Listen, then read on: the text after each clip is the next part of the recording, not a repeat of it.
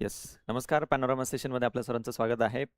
3 newspaper आजपासून आपण discuss करायला सुरुवात करणार आहोत, ज्याच्यामध्ये पहिला आहे द हिंदू, दुसरा आहे इंडियन एक्सप्रेस आणि तिसरा आहे लोकसत्ता. तिन्ही न्यूजपेपरमधले इम्पोर्टंट न्यूज आपल्याला डिस्कस करायचे आहेत. परीक्षेच्या दृष्टीने त्याच्यातले महत्त्वाचे मुद्दे आणि त्याच्यावरती क्वेश्चन कशा पद्धतीने विचारला जाऊ शकतो, या पद्धतीने जसं आपलं आधीपासून डिस्कशन अनालिसिस राहिलेलं आहे, ते आपण कंटिन्यू करणार आहोत. जी-एस पेपर 1 ज्याच्यामध्ये जिओग्राफीशी संबंधित सगळ्यात पहिला महत्त्वाचा मुद्दा आहे. रिपीटेड मुद्दा आहे. याच्या अगोदर पण ती न्यूज आलेली होती, की अरवली जी पर्वत रांग आहे, अरवली माउंटेन रेंज आहे, त्या माउंटेन रेंजमध्ये मायनिंगशी संबंधित एक डिसिजन घेण्यात आलेलं होतं सेंट्रल गव्हर्नमेंटच्या बाजूने. मग त्याच्यावरती डिसिजन देताना सुप्रीम कोर्टने काही ऑब्झर्वेशन मेन्शन केलेलं आहे. तर जिओग्राफीमध्ये याला आपल्याला रिलेट करायचं आहे, या अरवली माउंटेन रेंजला. त्याच्याबद्दलच्या काही फॅक्ट्स इथं बेसिकली मेन्शन केलेले आहेत. तर त्या फॅक्ट नेमक्या काय आहेत त्या बघूया आणि मग बाकी पुढच्या मुद्द्यांकडे आपण वळूया. अरवली माउंटेन रेंज जर बघितलं तर इंडियाज ओल्डेस्ट माउंटेन रेंज म्हणून ती ओळखली जाते. ठीक आहे, ही फॅक्ट लक्षात ठेवा. एकदम बेसिक फॅक्ट आहे. तुम्हाला ती स्टेट बोर्डमध्ये मिळेल, NCERT मध्ये मिळेल. ठीक आहे, ही पहिली महत्त्वाची फॅक्ट लक्षात ठेवा.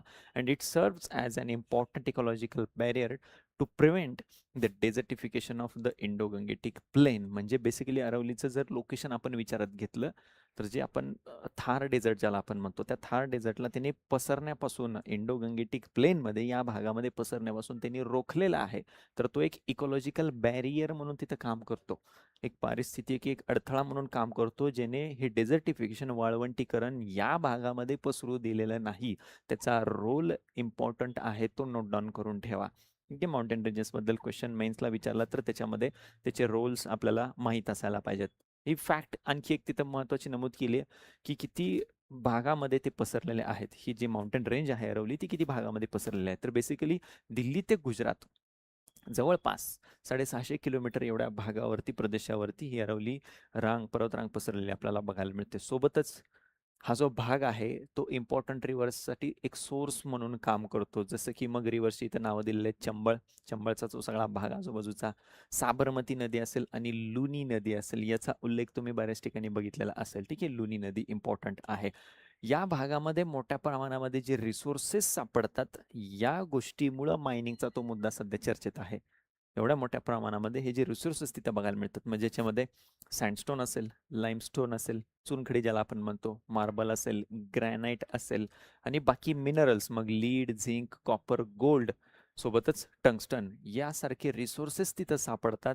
म्हणून तिथं मोठ्या प्रमाणामध्ये इल्लीगल मायनिंग देखील आता वाढायला सुरुवात झाली. त्याच्याशी संबंधित काही गोष्टी समोर आलेल्या आहेत, त्यामुळेच तो मुद्दा सध्या तिथं चर्चेत आहे. ठीक आहे, मागच्या 4 वर्षांमध्ये जर बघितलं तर या भागामध्ये हे मायनिंग जे आहे ते तिथल्या स्टोन आणि तिथल्या सँडसाठी मोठ्या प्रमाणात प्रसिद्ध आहे. मग ते त्या मायनिंगच्या ह्याच्यातून ते इलिगल मायनिंगकडे सगळ्या गोष्टी चाललेल्या आहेत आणि ती माउंटेन रेंज धोक्यात आलेली आहे, त्याला थ्रेट क्रिएट झालेला आहे. त्यामुळे तो एक महत्त्वाचा मुद्दा आहे. ही जी मायनिंग चालते या भागामध्ये, हे जे उत्खनन चालतं, त्याचा परिणाम एअर क्वालिटीवरती पण होतोय. कारण ऑफकोर्स त्याच्यातून धुलिकण बाहेर पडणार आहेत, त्याच्यातून डस्ट बाहेर पडणार आहे, जी एअर क्वालिटीवरती इम्पॅक्ट टाकणार आहे. पहिला त्याचा दुष्परिणाम या भागामध्ये जे काही एक्सटेन्सिव्ह मायनिंग चालतंय, इल्लीगल मायनिंग चालतंय, मोठ्या प्रमाणात जे उत्खनन केलं जातंय, त्याचा पहिला दुष्परिणाम काय आहे, की एअर क्वालिटीवरती त्याचा निगेटिव्ह इम्पॅक्ट होतोय. दुसरा परिणाम आहे, की ग्राउंड वॉटर रिचार्ज त्याच्यामध्ये पण त्यांनी निगेटिव्हली इम्पॅक्ट टाकलेला आहे. ठीक आहे, आणि ग्राउंड वॉटरमध्ये जर आपण बघितलं भूजलामध्ये, मग मोठ्या प्रमाणामध्ये हे केमिकल्स किंवा हे चुकीचे प्रदूषक ज्याला आपण म्हणतो, पोल्युटंट्स, ते त्याच्यामध्ये पसरलेले आपल्याला बघायला मिळत आहे. ठीक आहे, तर तो मुद्दा सध्या चर्चेत आहे. याच्या संबंधित आधी पण 1-2 आठवड्यापूर्वी ज्यावेळी आपले हे सगळे सेशन सुरू होते, त्यावेळी पण हा मुद्दा आलेला होता. त्यावेळी देखील याच्याबद्दल आपण चर्चा केलेली होती. ठीक आहे, नेक्स्ट पुढच्या मुद्द्याकडे वळायचं आहे. GS पेपर 2 शी संबंधित आलेले मुद्दे आपल्याला बघायचे आहेत, ज्याच्यामध्ये पहिला महत्त्वाचा मुद्दा आहे तो आहे आजच्या द हिंदूमधला, ज्याच्यामध्ये NCST बद्दल माहिती आलेलं आहे. ठीक आहे, National Commission for Scheduled tribes. Prelims specific मुद्दा आहे, मेन्सला कशा पद्धतीने प्रश्न विचारला जाऊ शकतो त्या देखील गोष्टी सांगणार आहे. ठीक आहे, NCST तर National Commission for Scheduled Tribes, त्याच्याबद्दलची माहिती बेसिक आपल्याला असणं गरजेचं आहे. कशासाठी? प्रिलिम्ससाठी. प्रिलिमला इथं प्रश्न विचारला जातो. हे national Commission for Scheduled tribes जे आहे, NCST म्हणून ओळखली जाते, तर ही कॉन्स्टिट्युशनल बॉडी आहे. ही एक संविधानिक संस्था आहे. इथं पहिला प्रिलिम्सचा क्वेश्चन विचारला जातो. ठीक आहे, ही पहिली फॅक्ट इम्पॉर्टंट आहे, की ती संविधानिक संस्था आहे. या नॅशनल कमिशनकडं, या राष्ट्रीय आयोगाकडं जबाबदारी कोणती आहे, काम काय दिलेलं आहे यांच्याकडं, to provide safeguard against the exploitation of scheduled tribes as well as to protect their social, economic, educational and cultural rights. ठीक आहे, तर ते इंटरेस्ट असं त्याचा उल्लेख केलेला आहे. सामाजिक, आर्थिक, शैक्षणिक, सांस्कृतिक हे अधिकार इथल्या शेड्यूल्ड ट्राईब्सचे ते प्रोटेक्ट करण्याची जबाबदारी या कमिशनकडे देण्यात आलेलं आहे. याची हिस्ट्री जर आपण जाणून घ्यायचा प्रयत्न केला तर हिस्ट्रीमध्ये अगोदर ही कॉन्स्टिट्युशनल बॉडी म्हणून ओरिजिनल कॉन्स्टिट्यूशनमध्ये ॲड करण्यात आलेली नव्हती. नंतर अमेंडमेंट करून घटना दुरुस्ती करून याला कॉन्स्टिट्युशनल स्टेटस देण्यात आलेलं आहे. ठीक आहे. याचं हेडक्वार्टर कुठं आहे? नवी दिल्लीमध्ये आहे. NCSTचं हेडक्वार्टरला घेऊन क्वेश्चन विचारला जातो. ठीक आहे. कॉन्स्टिट्युशनल बॉडी आहे अंडर आर्टिकल कोणतं? 338A. 338 जे आहे ते NCSCच्या बाबतीमध्ये आहे, National Commission for Scheduled Caste. 338 फक्त. आणि 338A जे आहे ते नॅशनल कमिशन फॉर शेड्युल्ड ट्राईब्ससाठीचं आहे. आपल्याकडं कॉन्स्टिट्यूशनमध्ये पहिल्यांदा उल्लेख करण्यात आला होता या 338च्या अंतर्गत एक स्पेशल ऑफिसर असेल म्हणून, एक विशेष अधिकारी असेल. कशासाठी? शेड्युल्ड कास्ट अँड शेड्युल्ड ट्राईब्ससाठी. अशी एक पोझिशन, असं एक पद तिथं तयार करण्यात आलं होतं ओरिजिनल कॉन्स्टिट्यूशनमध्ये या कलम 338च्या अंतर्गत. ठीक आहे. त्याच्यानंतर याच स्पेशल ऑफिसरला, या विशेष अधिकाऱ्याला वेगळं नाव देण्यात आलं. त्याचं नामकरण करण्यात आलं commissioner for SCs and STs. यासाठीचा आयुक्त अशा पद्धतीचं नामकरण करण्यात आलं. आणि नंतर याच कमिशनरचं 89व्या घटना दुरुस्तीने जी 2003ची करण्यात आली होती, त्याच्याने काय केलं की 2 या संस्था वेगवेगळ्या करण्यात आल्या होत्या. ठीक आहे. 2 या संस्था तिथं वेगळ्या करण्यात आल्या होत्या. त्याच्या अगोदर 65th कॉन्स्टिट्युशनल अमेंडमेंट जी झालेली होती, 65वी जी घटना दुरुस्ती झालेली होती 1990ला, त्याने काय केलं की याला या पद्धतीने कॉन्स्टिट्युशनल स्टेटस प्रोव्हाइड केलं. ठीक आहे. 338 जे कलम आहे त्याच्यामध्ये घटना दुरुस्ती केली आणि provided for the establishment of high level multi member national Commission for SCs and STs. एक कमिशनर होता फक्त तिथे, एक आयुक्त होता SCs आणि ST साठी. त्याचं रूपांतर कशामध्ये केलं? अमेंडमेंट करून एक नॅशनल कमिशन असेल SCs आणि ST साठी. राष्ट्रीय आयोग तयार करण्यात आले या दोन्हीसाठी एकत्र. कोणत्या घटना दुरुस्तीने? 65व्या घटना दुरुस्तीने 1990च्या. आणि नंतर हे 2 आयोग वेगळे करण्यात आले. नॅशनल कमिशन फॉर SCs वेगळा 338 अंतर्गत आणि नॅशनल कमिशन फॉर ST वेगळा 338A अंतर्गत. ती घटना दुरुस्ती लक्षात ठेवा. घटना दुरुस्ती महत्वाची आहे, ती 89वी घटना दुरुस्ती आहे. 89th अमेंडमेंट आहे. कधीची? 2003ची. की या फॅक्ट्स इथं प्रश्न विचारला जातो. 338 आणि 338A हे 2 आर्टिकल. घटना दुरुस्ती 89वी घटना दुरुस्ती आहे 2003ची आणि त्याच्या अगोदरची 65वी घटना दुरुस्ती आहे 1990ची, ज्याने नॅशनल कमिशन स्थापन केलं होतं. कमिशनरची जागा घेतली होती एका राष्ट्रीय आयोगाने. तो डिफरन्स व्यवस्थित लक्षात ठेवा. हे झालं प्रिलिम्सच्या पर्स्पेक्टिव्हने. मेन्सला आपल्याला प्रश्न कशा पद्धतीने विचारतील? यांचे रोल्स आणि रिस्पॉन्सिबिलिटीज विचारतील, यांचे कार्य, जबाबदाऱ्या आणि यांच्याशी या पदांशी संबंधित असलेल्या समस्या काय आहेत या पद्धतीने प्रश्न आपल्याला विचारतील मेन्सला. ठीक आहे. हा पहिला महत्त्वाचा मुद्दा आजच्या न्यूजपेपरला. त्याच्यानंतर पुढचा महत्त्वाचा मुद्दा आहे तो आहे मनरेगाचं जे नाव चेंज करण्यात आलेलं आहे त्याला घेऊन. फक्त नाव चेंज झालेलं नाहीये, त्याच्या अंतर्गत असलेल्या तरतुदी पण बऱ्याच चेंज केलेल्या आहेत. त्यामुळं ती न्यूज बघा. द हिंदूमध्ये 2 आर्टिकल आलेले आहेत. इंडियन एक्सप्रेसमध्ये एक आर्टिकल आलेलं आहे. लोकसत्तामध्ये पण फ्रंट पेजला न्यूज आहे. सगळ्या न्यूजपेपरमध्ये ही फ्रंट पेजला न्यूज आहे. मनरेगाचं नाव आणि त्याच्यामध्ये करण्यात आलेले बदल जे आहेत ते. याची पार्श्वभूमी जाणून घेऊया आपण की नेमका हा मुद्दा का आहे. पार्श्वभूमी जाणून घेऊया. बदल कोणते करण्यात आलेले आहेत मनरेगामध्ये आणि हे नवीन जे बिल असणार आहे, ज्याला हे नाव जे देण्यात आलेले की जी रामजी अशा पद्धतीने त्याच्यामध्ये एक शॉर्ट फॉर्म आहे तो वापरला जातोय जास्त सर्रास. त्याच्यामध्ये नेमके बदल काय करण्यात आलेले आहेत तरतुदींमध्ये त्या गोष्टी अगोदर पहिल्यांदा जाणून घेऊया आणि मग त्याच्याशी संबंधित असलेल्या काही समस्या आपण काही तज्ज्ञांकडून मांडल्या जात आहेत त्या आपण डिस्कस करणार आहोत. ठीक आहे.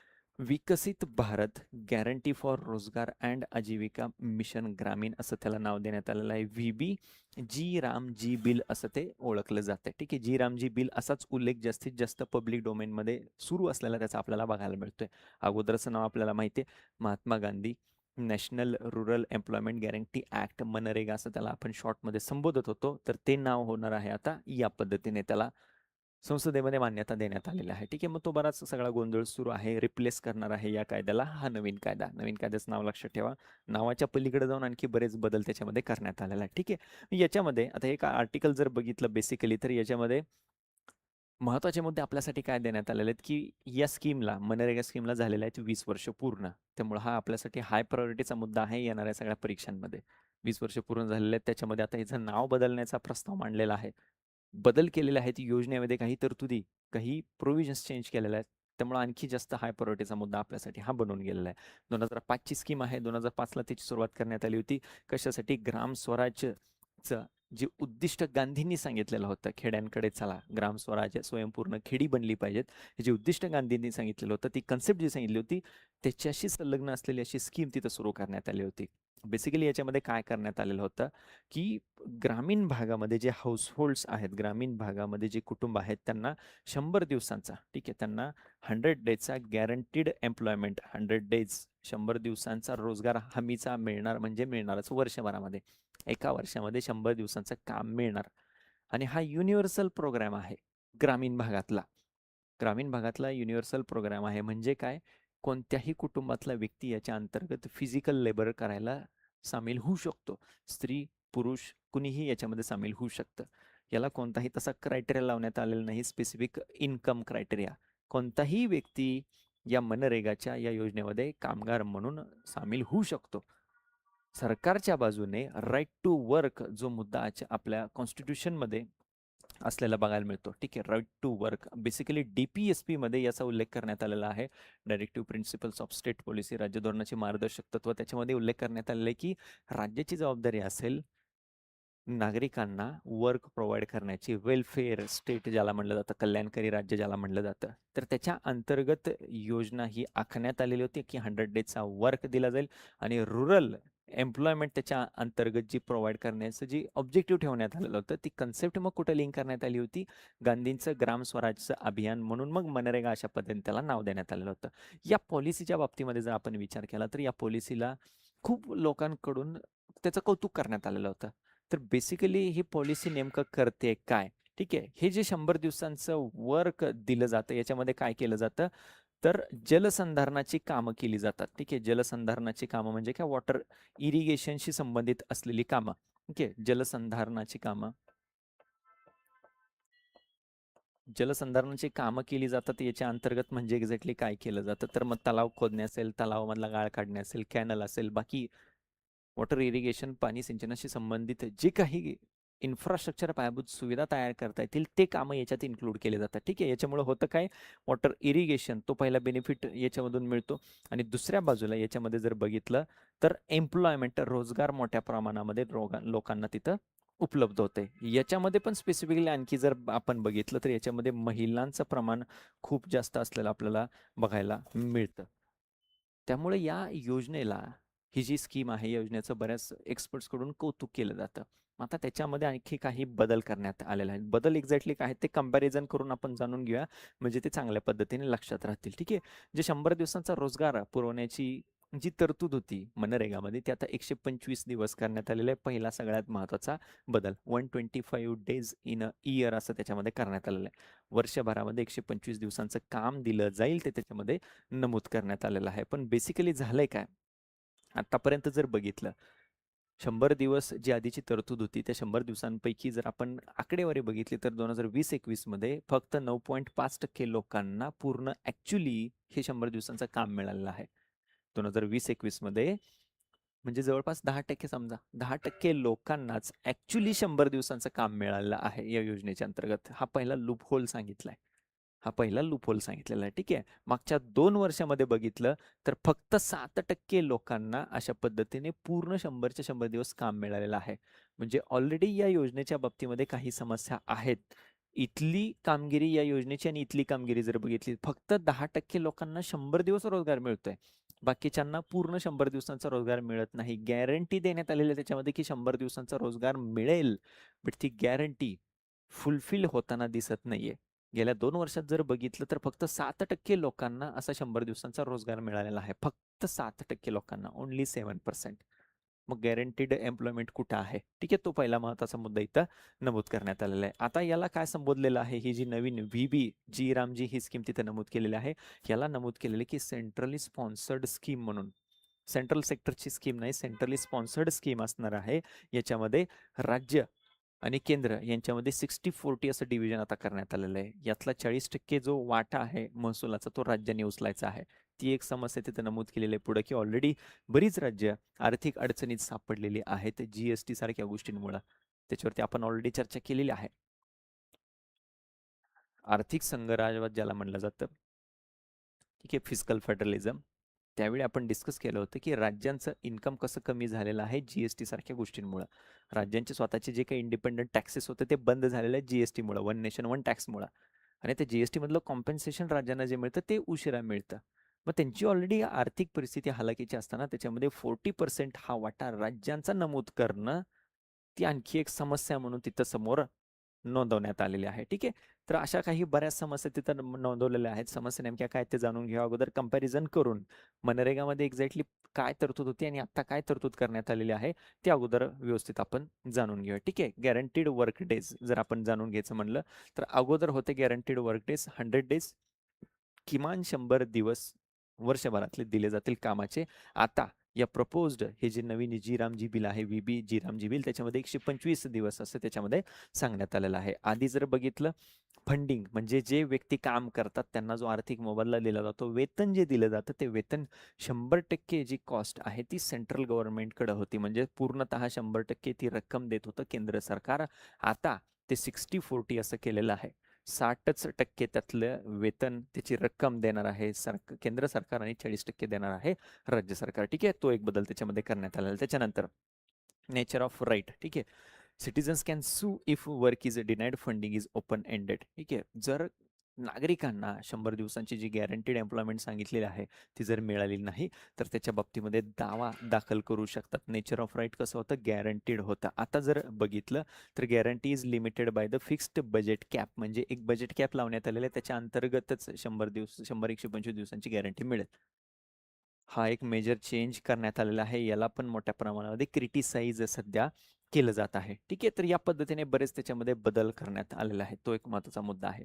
आतापर्यंतचा ग्राफ बघितला, स्टॅटिस्टिक्स जर आपण बघितलंच त्याच्याशी संबंधित ग्राफ आहे की मनरेगाचं जे वर्क आहे, एक्सपेंडिचर आहे, त्याच्यामध्ये मोठ्या प्रमाणामध्ये घट होताना दिसत आहे गेल्या काही वर्षांमध्ये. ठीक आहे. हा ग्राफ तेच दाखवत आहे.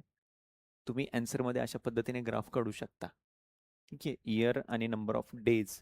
तर हे वर्क कमी कमी कमी होताना दिसत आहे. नंबर ऑफ डेजमध्ये जर आपण बघितलं ग्राफ काढला तर ते कमी होताना दिसत आहे. यासारख्या गोष्टी तिथं नमूद केलेल्या आहेत आणि त्या आपल्या आन्सरमध्ये पण आल्या पाहिजेत. मग आणखी काही समस्या. ठीक आहे. आर्टिकल 41 मध्ये उल्लेख करण्यात आलेला आहे राईट टू वर्कचा. डीपीएसपी मध्ये ती गोष्ट नमूद केलेली आहे.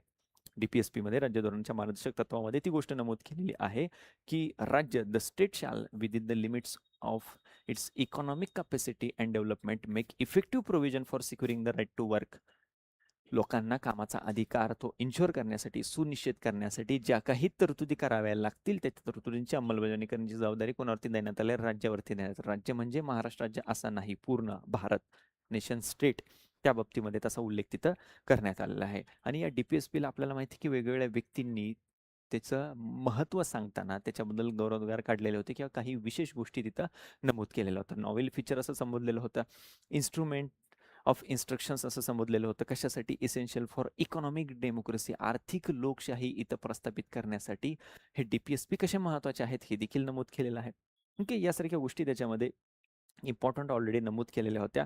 आणि त्याच वेळी मग इथं मनरेगाची यातून ओरिजिन किंवा याच्यातून उत्पत्ती झालेली आपल्याला बघायला मिळते. मनरेगा जी योजना आहे अशा कॉन्स्टिट्युशनल प्रोव्हिजन्समधूनच ती बाहेर आलेली आहे. ठीक आहे. आता हा जो नवीन लॉ आहे, नवीन लॉ जर आपण बघितला तर या नवीन लॉमध्ये जे काही चेंजेस करण्यात आलेले आहेत,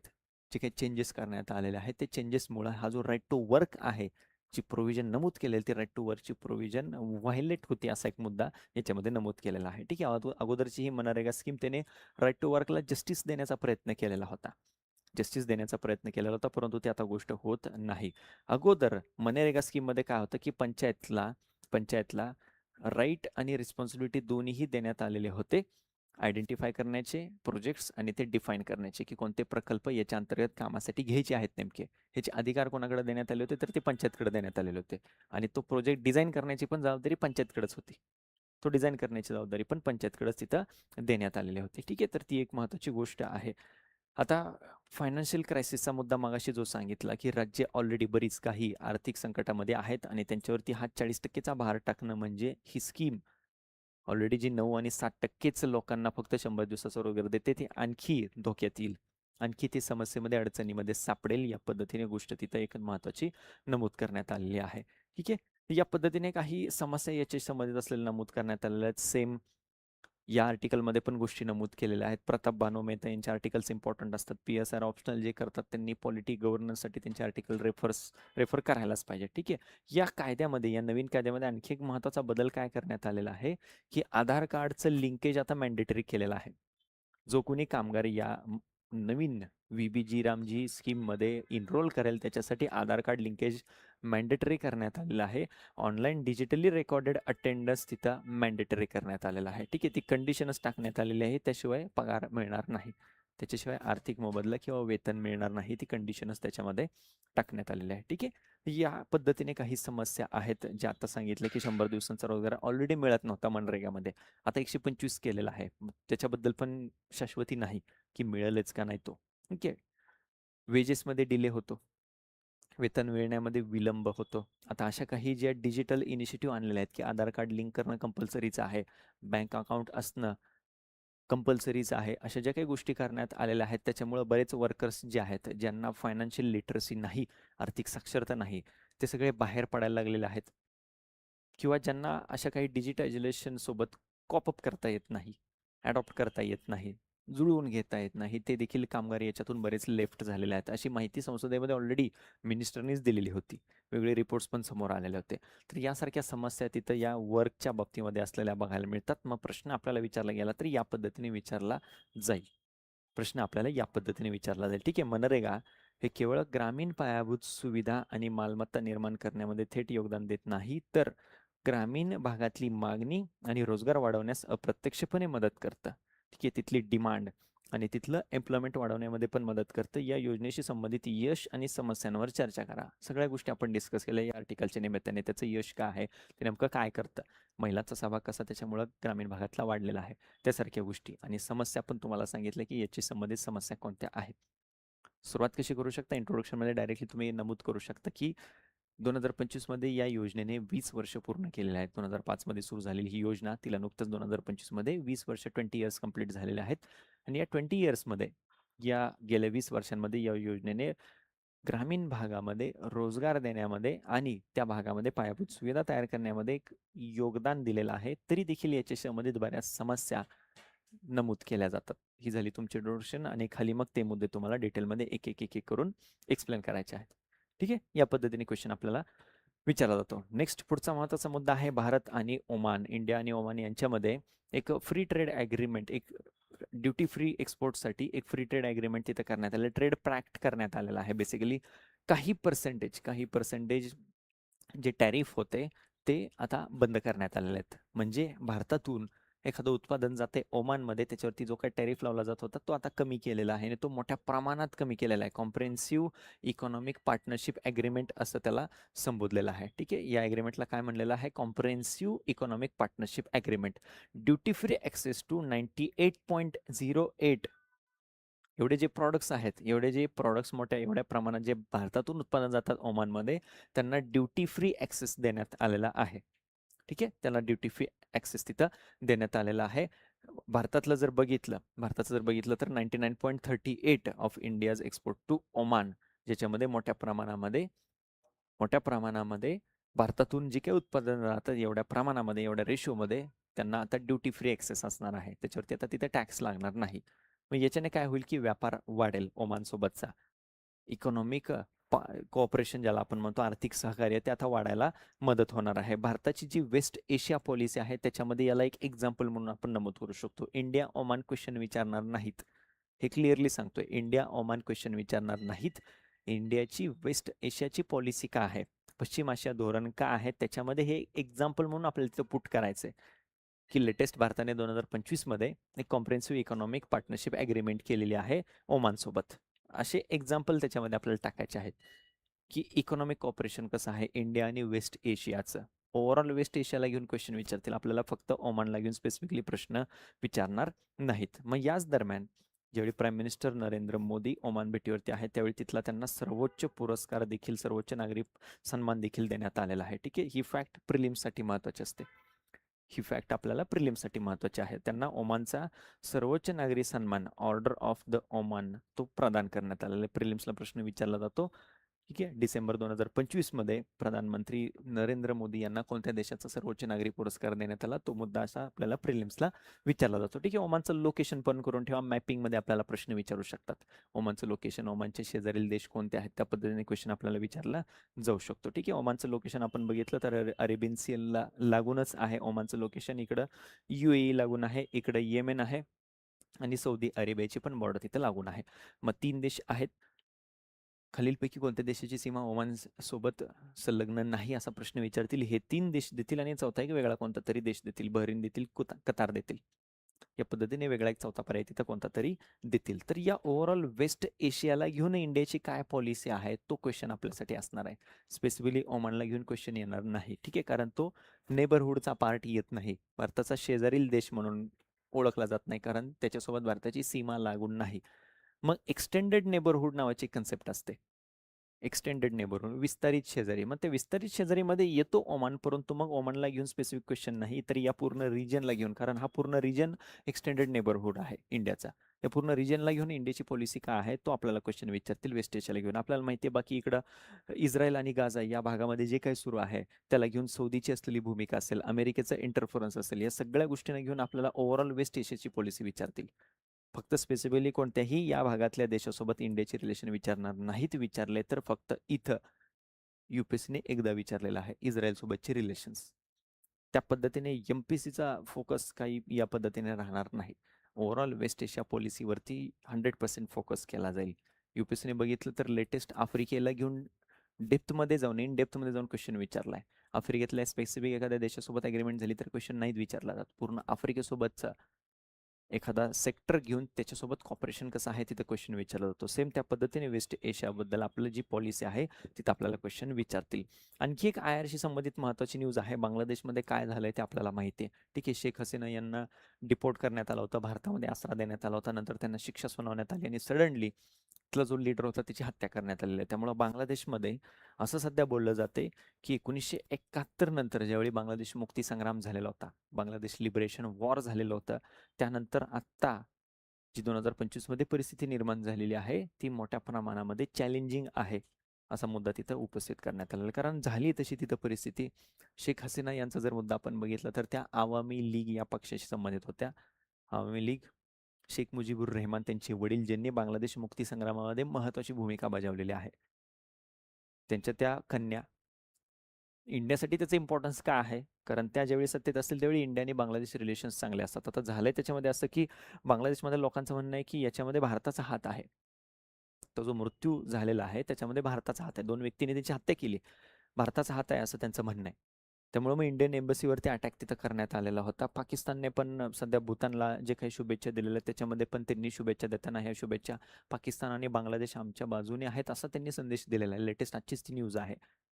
त्यामुळे मग इंडियासाठी ती एक चॅलेंजिंग सिच्युएशन तिथं क्रिएट झालेली आहे. सिक्युरिटीमध्ये देखील क्वेश्चन आपल्याला विचारू शकतात, कारण बांगलादेशमधला हा जो टर्मोइल आहे, हा जो संघर्षाचा सध्या मुद्दा जो बनलेला आहे तो भारताला सिक्युरिटी म्हणून, कारण बांगलादेशची जर बॉर्डर बघितली तर नॉर्थ ईस्ट इकडून वेस्ट बेंगॉलपासून आपण जर सुरू केलं तर नॉर्थ ईस्ट भागामध्ये मोठ्या प्रमाणात ती बॉर्डर पसरलेली आहे. त्या सगळ्या भागामध्ये सिक्युरिटीचा इश्यू तिथं तयार होऊ शकतो.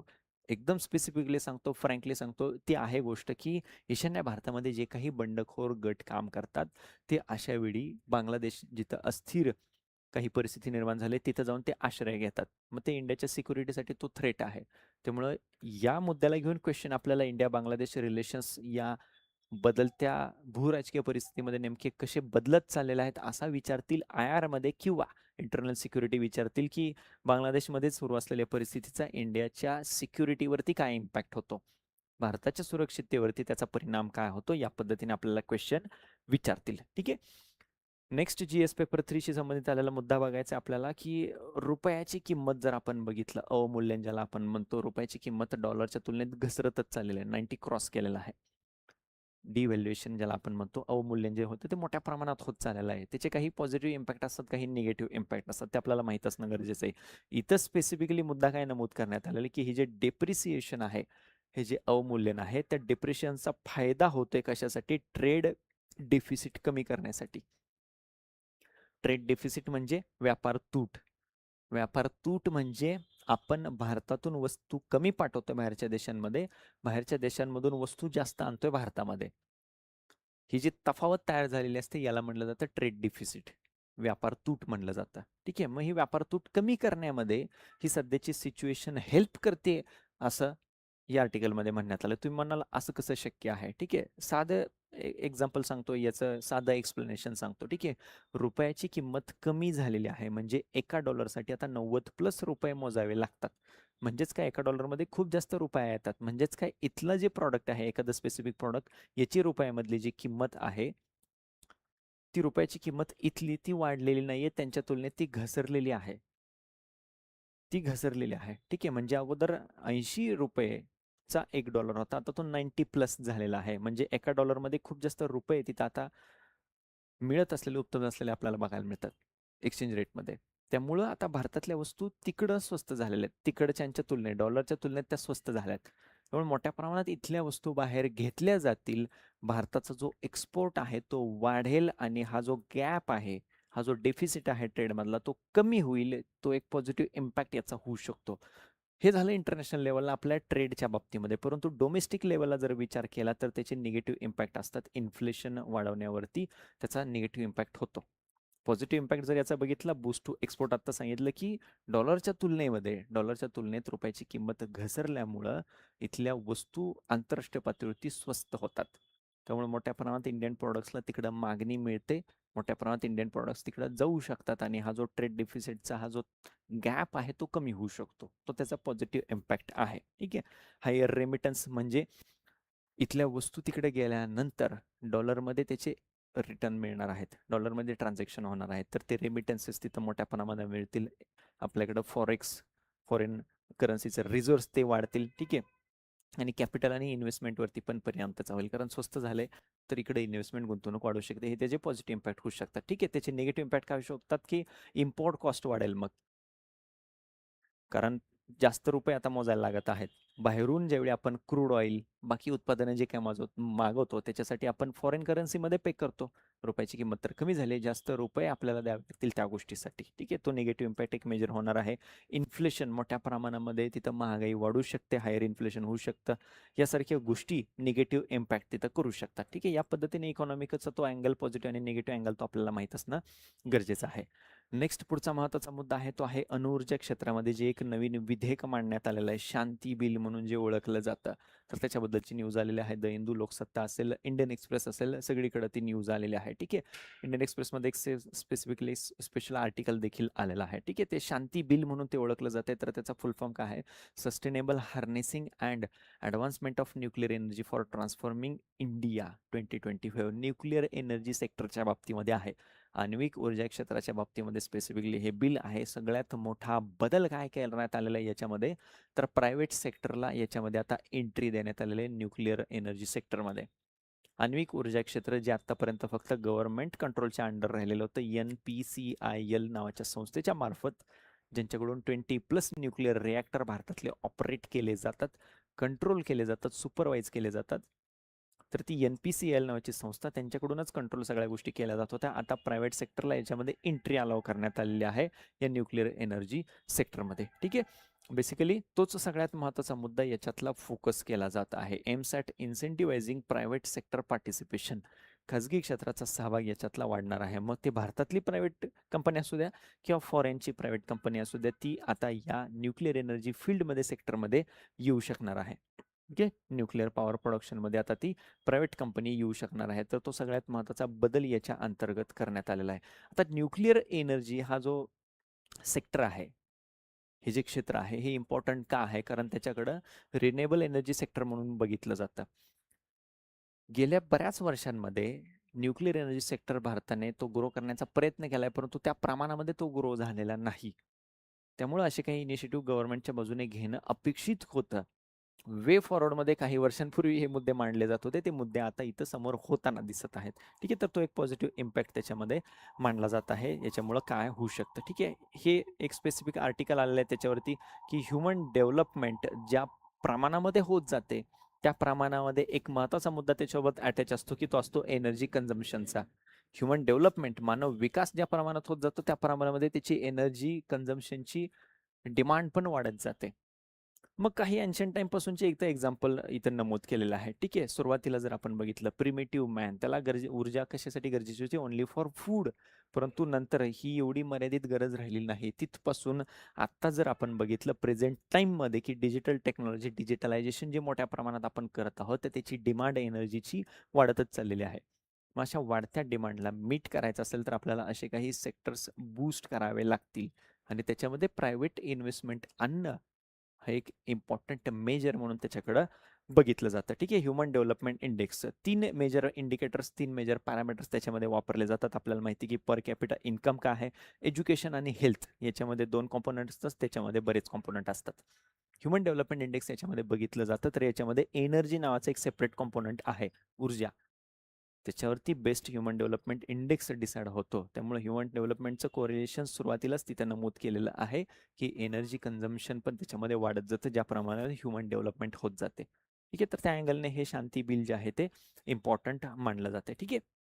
दिल्लीच्या बाबतीमधली ही न्यूज रिपीटेडली ती दररोजच येते. दररोजच येते. दररोज एक नवीन स्मॉगचा फोटो येतो दिल्लीतला. एकदा गार्डन मधला येतो, एकदा रस्त्यावरचा येतो, बाकी ठिकाणचा येतो. ठीक आहे. काही मेजर्स तिथे घेतले जात आहेत दिल्ली सरकारच्या बाजूने. परंतु होतंय काय? एक मूळ मुद्दा तिथं विसरला जातो. ठीक आहे. मेजर्स बरेच घेतले जात आहेत, उपाययोजना केल्या जात आहेत, की आता पी-यू-सी सर्टिफिकेट असेल तरच डिझेल सी-एन-जी गाड्यांना मिळणार आहे. तो एक नवीन तिथे नियम लावलेला आहे. ठीक आहे. BS4 गाड्या कंपल्सरी करण्यात आलेल्या. त्याच्या आधीची कोणतीही गाडी चालणार नाही ते तिथं सांगितलेलं आहे. कारण त्याच्यामध्ये इमिशन नॉर्म्स आहेत काही. उत्सर्जनाशी संबंधित काही नियमावली दिलेल्या आहेत. तर मग पी-यू-सी सर्टिफिकेट असणं कंपल्सरी केलंय. BS4च्या पुढच्याच गाड्या चालतील ते सांगितलेलं आहे.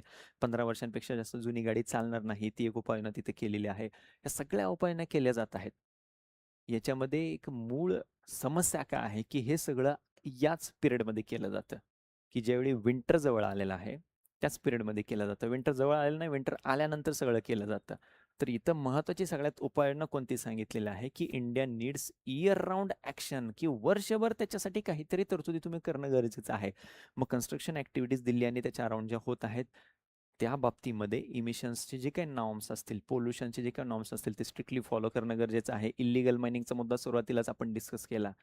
सोबतच मग स्टबल बर्निंग शेजारच्या पंजाब, हरियाणा राज्यांमध्ये जे काही स्टबल बर्निंग होतं, त्याच्यासाठी आधीपासूनच काहीतरी तरतुदी करायला पाहिजे. गाड्यांचं रेग्युलेशन करण्यासाठी आधीपासूनच काही तरतुदी करायला पाहिजे. हे वर्षभर चालणारं काम आहे. ते फक्त एका स्पेसिफिक पिरियड पुरतं मर्यादित न ठेवता ते वर्षभर त्याच्यासाठी प्लॅनिंग करणं गरजेचं आहे. तो इम्पॉर्टंट मुद्दा याच्यामध्ये नमूद केलेला आहे. प्रिलिम्सला प्रश्न विचारतील एअर क्वालिटी इंडेक्सबद्दल की सिव्हिअर प्लस कॅटेगरी 400 प्लस जी असते ती सिव्हिअर प्लस कॅटेगरी असते. त्याच्या अगोदरच्या कॅटेगरी पण लक्षात ठेवा. त्याच्या अगोदरच्या पण कॅटेगरी लक्षात ठेवा. प्रिलिम्सला ते आपल्याला प्रश्न विचारू शकतात. ठीक आहे. तर एवढ्याच न्यूज इम्पॉर्टंट होते आजच्या सगळ्या न्यूजपेपरमधल्या. लोकसत्ता असेल, द हिंदू असेल, इंडियन एक्सप्रेस असेल, तिन्ही न्यूजपेपर आपण घेणार आहोत. ठीक आहे. इथून पुढं जे आपण सेशन होतील त्याच्यामध्ये IWP नावाचा जो प्रोग्राम आहे तो 1 इयरचा प्रोग्राम आहे. ठीक आहे. त्याच्यामध्ये तुम्हाला 3-3 दिवसाला टार्गेट दिलं जातं. एवढा पार्ट रीड करायचा, एवढा सेक्शन रीड करायचा आहे, त्याच्यावरती ते रायटिंग करायचं आहे. ते इव्हॅल्युएट करून दिलं जातं. त्याच्यावरती मॉडेल आन्सर तुम्हाला दिलं जातं. आठवड्यातून 2 वेळा रायटिंग करायचं आहे. या पद्धतीने वर्षभरामध्ये पूर्ण सिलेबसवरती रायटिंग तुमच्याकडून करून घेतलं जातं. प्रिलिम्स जवळ आल्यानंतर प्रिलिम्ससाठीचे MCQ असतील, त्याच्यासाठीच्या टेस्ट सिरीज असतील, त्याच्यासाठीचं मेंटोरिंग असेल, त्या सगळ्या गोष्टी याच्यामध्ये अवेलेबल आहे. ठीक आहे. 1 इयरचा तो ओव्हरऑल प्रोग्राम आहे. ठीक आहे. आजच्या सेशनमध्ये इथेच थांबतोय. भेटूयात नंतरच्या सेशनमध्ये. थँक्यू.